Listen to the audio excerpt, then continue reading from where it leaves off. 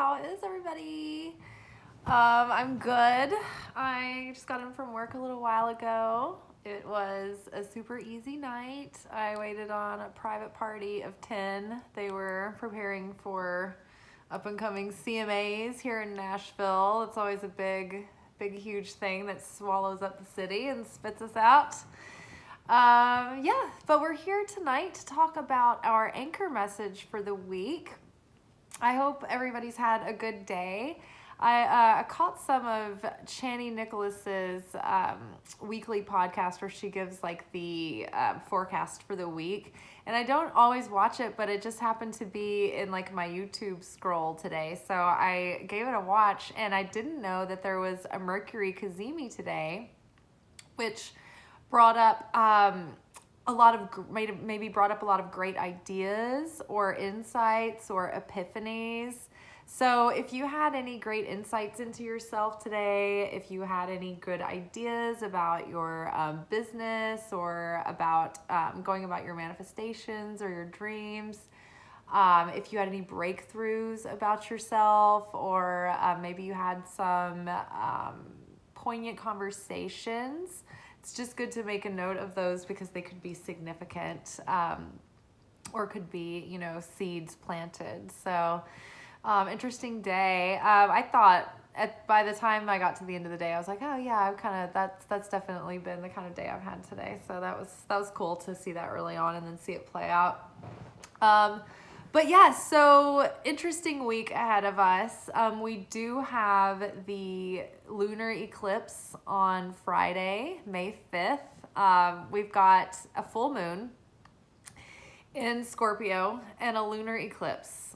And this is the end of eclipse season, and it's the last of the eclipses that are going to be in Scorpio for many years, or at least the last lunar eclipses that are going to be in Scorpio. And Scorpio has been in the south node, or the south node of the moon has been in Scorpio for the last year and a half. So this has been taking us through all of these endings and these transformations and this death cycle, right? And so this is the grand finale, the culmination. We keep saying it every time. It's like, this is the culmination of the death of the grand finale. But literally, like, this Scorpio full moon lunar eclipse is big. It's going to be the ending of a storyline or a theme or an issue or a pattern. Something is culminating that you have been looking at for at least like the last year. And then maybe for like the last few months or the last 6 months, there's been certain like specific things highlighted, like lessons or experiences played out in regards to those wounds, issues, things. So yes, this Friday, hold on to your seats, essentially. Big things can happen. Big endings, big feelings of like death or like seeing the light through a mindset that you may have had. But this is a day for big epiphanies, big changes. If you've been like, oh, I hate my job for so long, for many years, I mean, you could lose your job on Friday. You could get fired, you could quit, the company could decide to go in another direction. Like, there are so many like possibilities of things that could take place Friday. And it's not to scare you, because whatever endings would hypothetically be happening on Friday, or events that would be catalytic to get the ball rolling for major changes and transformation that usually involves things ending and being cleared out of the way so that new things can come in and new beginnings can start. So those will be positive endings. These are not endings that you are meant to fight. These are endings that you've probably already been fighting, and it's been becoming more and more uncomfortable. And then these moments, these initiations that are trying to bring about these endings are getting more and more uncomfortable. So if you have something that happens Friday that doesn't feel good, it's not a sign that it's wrong. because there are many times in life where we have to put ourselves in uncomfortable feelings in order to grow, in order to transform. When I knew that like the relationship that I was in there was nothing more that could have been done. We did everything, we did all we could. It was like, I knew, I was very confident and comfortable that it was definitely time to leave and that there was just nothing more that could be done. But I knew if I were to continue to stay, it would just stagnate. It would probably end up making me physically ill as a person. But yes, it was difficult to let go of. But in the end, it brought about a huge transformation. And it was difficult, and it was a hard decision to make. And it's something that I never wanted, and I didn't think that I would ever be fully like able to let go of this person even as a friend. But actually, like after a year and a half, it's like, oh, I'm happy. And like, if I never see my ex again, I mean, I think I'd probably be fine. Like, no offense to him, he's fine, he's a okay person, but we had our problems. He's a good dude, I like him, but like we were very complete. Like once we were done and we consciously uncoupled, and you know, we kind of stayed in touch for a while, and then it was like it kind of naturally just like we went our separate ways, and we don't talk anymore at all. And we're fine with that, I think. I'm on my end, I'm fine. I think he is too. So yeah, I mean, you just never know. But like, for instance, once I had to, like when I was trying to get into the film and television industry full time, like many, many years ago, I was waiting tables at that time. Back in the day, like I had a big gap between where I wasn't working in a restaurant and I was just working film. But when I was just starting, I remembered being at the end of my rope with waiting tables, and I knew I had to clear that out in order to make room for the spontaneousness of the freelance life, you know, and I needed to be able to pick up gigs without having to worry about like not being able to get my shift covered, losing a job, like, you know, having to find another serving job or whatever. And so I knew in my heart that my soul was pushing me to quit. And I knew that God was like leading me to quit and just take that leap of faith and trust that the job wasn't my provider. Source, creator is. That's part of learning the certainty that we talk about on this channel, that certainty beyond reason. Because we know that whatever we're seeing, it's just part of the simulation, and everything behind it is source. And so my job doesn't provide me money. God does. Source does, by sending me the table, by sending me the gig, right? So at the time, I was very afraid to quit that serving job because I felt like I was being irresponsible. I felt like I was blowing off in my life and shirking my responsibility and, you know, doing something reckless. And, you know, I thought that God was going to be mad at me for that. But at the same time, I knew that no matter what I did, I declared at the time at this restaurant that I was going on professional suicide watch, which to me meant that like I was going to be bad at work, and I was going to eat cheese slices, and I was going to eat ramekins of soup when I wasn't supposed to, and I was just going to do all of these things hoping to get fired, and, you know, without caring. And of course, I wasn't getting fired. I was too good of a worker. And so I knew deep down that the initiation, what I was being asked to do, God was never going to let the restaurant fire me. It was up to me to make that sacrifice, to lay my fear on the slab and cut it at its throat once and for all. And so I went to work one day, and the restaurant that I was working at was called Big River at the time. But they had changed ownership, and it was going to this big corporate company called Rock Bottom. And I was like, I cannot go up to a table every single day and be like, welcome to Rock Bottom. Like, I cannot live at Rock Bottom. I can't do it. Metaphorically, literally, I have been at Rock Bottom, literally, emotionally, in this place. I cannot go there any longer. This is too poignant. And so the computer system had switched over on the Saturday, and my name wasn't in the system. And all day long, they were like, Liz, just hold on a little longer, keep running food, like, we'll get you in the system. And it was like all the way past the lunch rush, and they were like, we finally got you in. And I knew that day. I knew it was time to quit, because I had prayed over, like over the whole situation the day before. And I was walking into work and I was like, just give me a sign if this is the day that I'm supposed to quit. And that was the sign. And so when they were like, we've got you in this computer, you can clock in. And I'm like at the end of the shift. And I was like, you know what? I don't think I can. And they're like, what do you mean? And I'm like, I don't think I can do this anymore. And I quit that day. And they're like, all right, well, and I just was like, kind of like, yeah, talking to people. They're like, Liz, you can't stay here and talk about how you've just quit. Like, you have to go. So yeah, that was great. And then after that, I had plenty of gigs. I mean, there were times that were thinner than others, but I was always able to make it without getting another job. And so that's what I'm talking about. Like this solar eclipse may bring on something that you have to do that's going to initially be uncomfortable, like heartbreaking or scary, or ask you to do something that takes a lot of courage, that could be seem or feel very disruptive to your life at the moment. But what it's doing is it's clearing out everything that's taking up space that would be occupied by what's trying to come in. So on that note, from the wild unknown archetypes, we pulled the forest, we pulled Annamundi, and we pulled the mystic. Underneath those, we pulled 4 of Swords, followed by the Hermit, followed by 6 of Cups, and then our final card was 9 of Pentacles.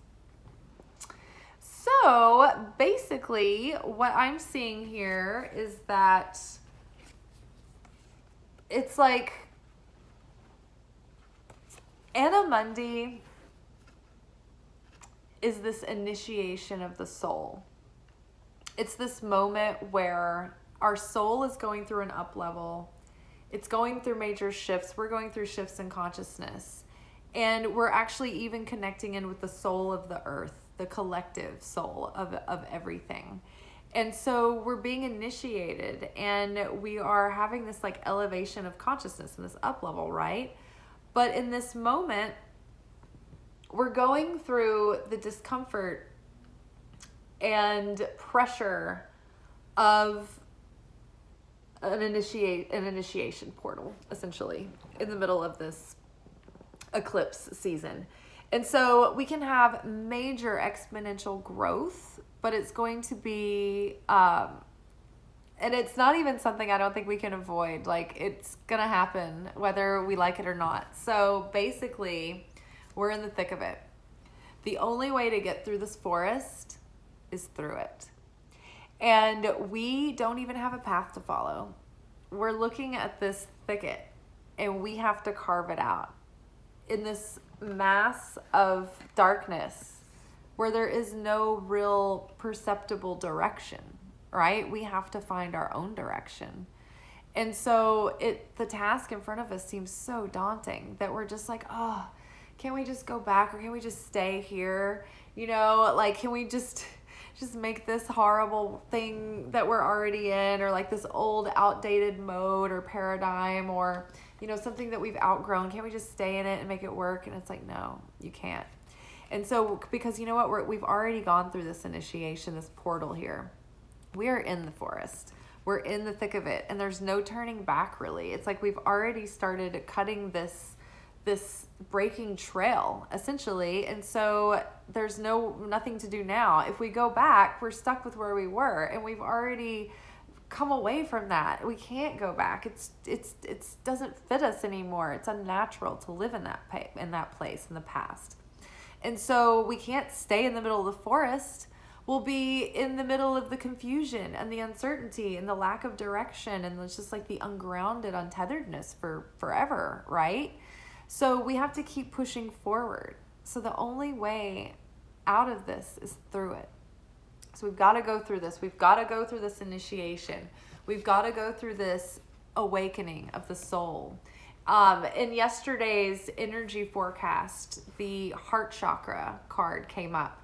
There's something about an opening and a healing of the heart chakra over this week. And so the best thing that we can do for ourselves here is 4 of Swords. is take a time out. Surrender to the flow. Don't fight it. Just embrace it. Another thing that had to do with this card was embracing all and accepting all and rejecting none. So no matter what's playing out in your life right now, like even if the situation is uncomfortable, embrace it as if it were divinely ordered. And that was also one of the things that came up in last night's reading. So if you didn't watch last night's episode, go back to yesterday's video, the weekly oracle energy forecast for the week, and read that as a supplement to this, because it's all about surrendering to the moment that we're in, finding our power in the now instead of running away or denying it or sweeping it under the rug or pretending that we can just deal with it. It's like, okay, the transformation is happening. We're going through the forest. The initiation is already in process. We're in the middle of it. There's just stages. So we've already gone through several stages of initiation. We can't turn back now. We're in the middle of like this gauntlet, right? So just relax. The way to come through this faster with more ease, the pain is unavoidable, but the suffering is avoidable. And so to avoid suffering, just surrender. Surrender to what's already been put into motion, right? Don't cling on to the past. Don't future trip about what's to come. Just be in this moment, in the now, and take it step by step, piece by piece. But the more peace that you have inside, the more harmony that you will find flow with this like cosmic unfolding. And so it'll take you through with more grace that way, rather than fighting it or resisting or holding on or trying to keep things perfect or fix things or, try to clean up a mess that you made. It's like maybe you're making more of a mess by cleaning up the mess. Maybe you just need to walk away and start fresh. Leave it alone. Stop fighting it. So relax, surrender, accept the situation, get quiet, take a time out, reflect. The heart and the soul are wanting to talk to us right now. And so it's important that we're taking the time, Hermit card, to reflect on what's coming up in this awakening. We're being guided and we're being directed by our heart and soul through this process. But it's about having the courage to take the steps that you're guided to take, even though they may not seem logical, even though it might seem counterintuitive, even though it may seem to go against traditional advice. I do remember in our last Lunation workshop, the bad advice card came up. And many times it's a warning that, like, if you're talking to people getting advice, some of it may be good and some of it just may not be right for you in the situation. And maybe sometimes it's traditionally considered a good advice or a good piece of advice, or yeah, that's common thought. But like for you, it's like, don't take it. So think about the things that have been coming up recently. You've probably had some good advice, but you probably had those moments where people tried to give you advice and you were like, no, I just don't think that's right for the situation. And I know it's logical and it sounds right, but I just don't know why, but I just don't think it's right here. Think about those moments, particularly if you had any conversations in regards to any of that today. It might be poignant to pay attention to how that's playing out. But it's like we've got the Four of Swords here, which is all about meditation, quiet time, reflecting, resting, letting things settle inside of yourself, letting yourself quiet and get into a state of serenity and surrender so that you can tune in, right? The Hermit is all about that deep inner soul searching, that path of self-discovery, that reflection, and the reflection that's been going on for a long time and the wisdom earned because of it. And so I love that this mermaid is sitting on top of this lighthouse and she's fishing in the midst of all of these like big ships, these big sailboats. And it's like at the end of her fishing hook, it's like instead of a hook, she has light. It's the light of hope, like the star card. And so she's lighting the way for others because of the experience that you've been through. You may be lighting the way for someone else right now.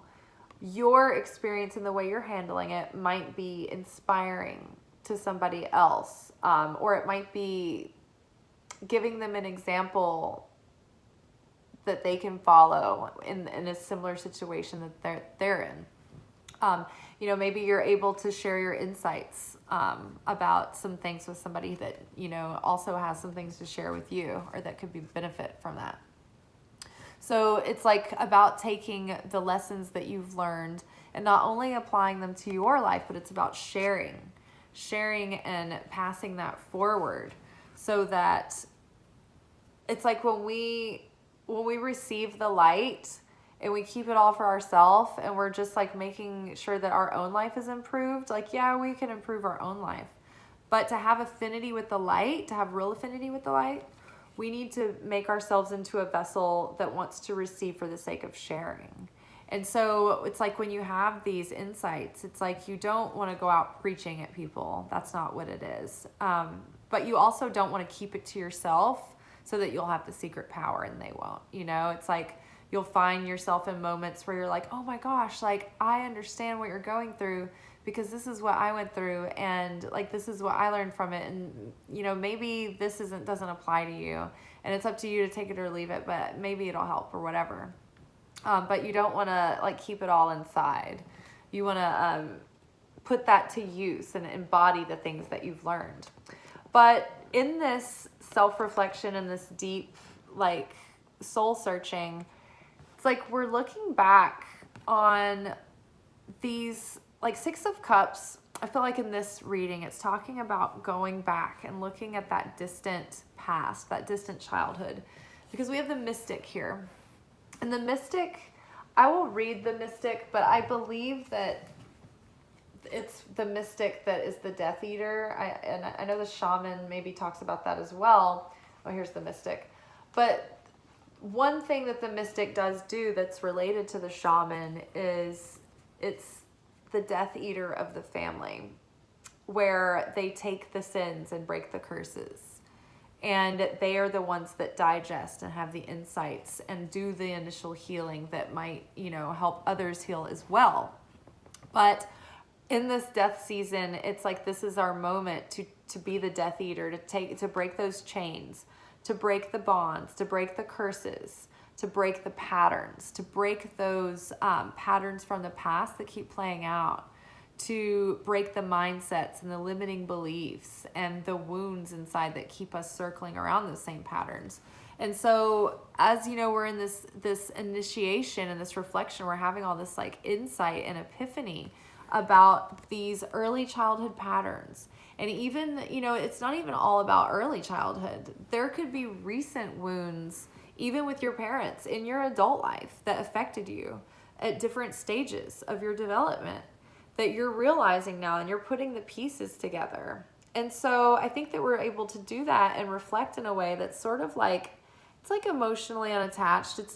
We're not devastated about it all. We're just able to like unpack and sift through in a grounded way, because we've done a lot of the initial like offloading of like all of the pent up emotion and the drama around it. Like we've done so much of that work that now we can really kind of like look at it all and see it with so much more clarity and perspective, and not see things as worse than they were or better than they were either. We just can kind of like see things realistically, and see that, it is what it is, and it was what it was, and not to get stuck there. Also, not to don't over sentimentalize what's come and gone. That might also be why it's so difficult to let go and let things transition and change, and end and leave, or just shift. Sometimes things just change. Ultimately, though, I think that right now it's good to just focus on the feelings of feeling grounded and confident and secure, and focus on your own well-being. The Nine of Pentacles is the like the person who's happy and confident on their own and single and like feeling good. And this is like an interdependent person who's built a lot and created a lot of security and stability in many areas. And they have a lot going on for themselves, and they have a relationship with the Holy Spirit. It's this communication with this bird here. But you know, they're still waiting for that fulfilling relationship, that partnership. But this is great because at 9 of Pentacles, it's like you've got your ducks in a row and you're prepared. It's like what you're being prepared for is that matching soulmate partner to come in. And so, yeah, in the meantime, focus on your well-being. Focus on taking care of yourself. Focus on the work, right? Doing the work of the forest, carving the trail, doing the self-discovery, like putting a light on these patterns for yourself so that you can transcend them and embody like the new self that you're becoming, rather than slipping back into the old ways or the old pattern, or simply just staying in the old life when you have life inviting you to move forward and go in a different direction. Don't keep holding on to something that's dissatisfying and outdated. It's going to be stagnant and it's going to cause problems. Okay, I'm going to read the mystic. The mystic, the seeker, the light worker, the dreamer. The mystic is often misunderstood in our culture, depicted as a wandering or lighthearted daydreamer. Yet like Shiva, the true mystic plays a critical role in society, remaining fearlessly dedicated to the path of transformation. In order to save the earth from darkness, Shiva swallows the poison of the world and holds it in his throat, slowly transmuting the liquid into nectar. This is the work of the mystic. They do not fear darkness, but rather sit in the presence of it. Harness the potential and latent energy behind it, and embed it with light. They are patient and prudent change makers, seeking growth above all else. Unanswerable questions are the mystic's lifeblood. The mystic revels in mystery, in the great riddle of life, dancing with the forces of light and dark upon its wings. When light, remover of darkness, visionary, ageless. When dark, expects results, seeks attention and recognition.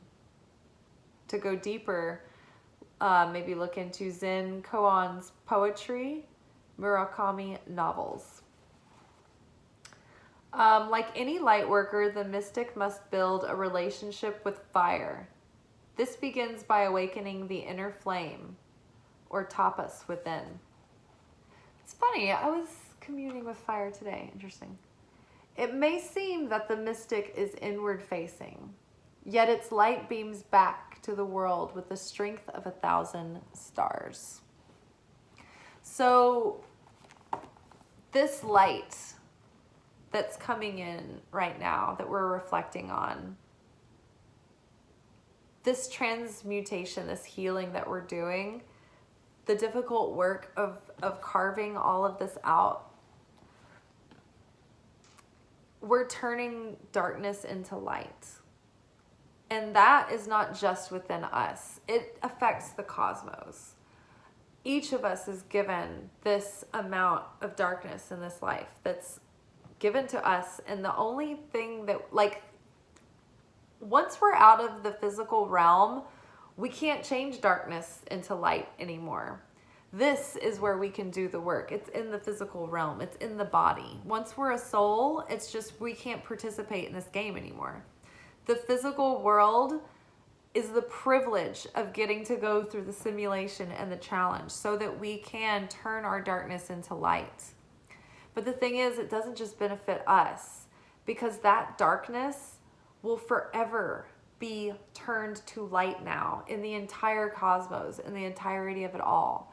Think about just in the human interaction chain of all of the ways that I may have spread darkness because of my own wounds, my own perspective, or my own lack of consciousness.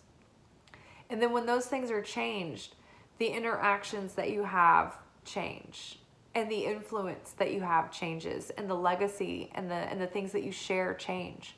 And so you start having a lighter effect, and you start passing that out and giving that away, and affecting people with the light that you share. It's pretty profound, and we don't even realize that everything that we do to change the darkness within us, it actually takes like everything in this. So, okay, I'm getting ahead of myself. I'm getting so excited. I'm pushing up glasses that we're going to have.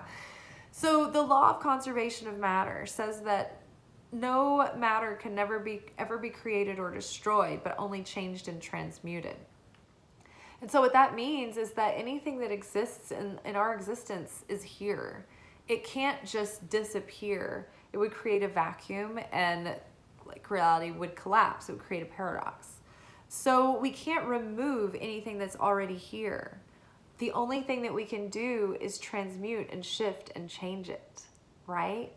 So all of the darkness in the world that we change is forever changing that scale of taking that weight from the dark side and putting it back over into the side of the light, or taking the weight off, you know what I mean? But the scales are, in the favor, are growing in favor of the light every time you transmute darkness. Sorry, I was just seeing that there's an ant on my couch and it's crawling around. I'm just gonna put it outside. It's wiggling in my fingers.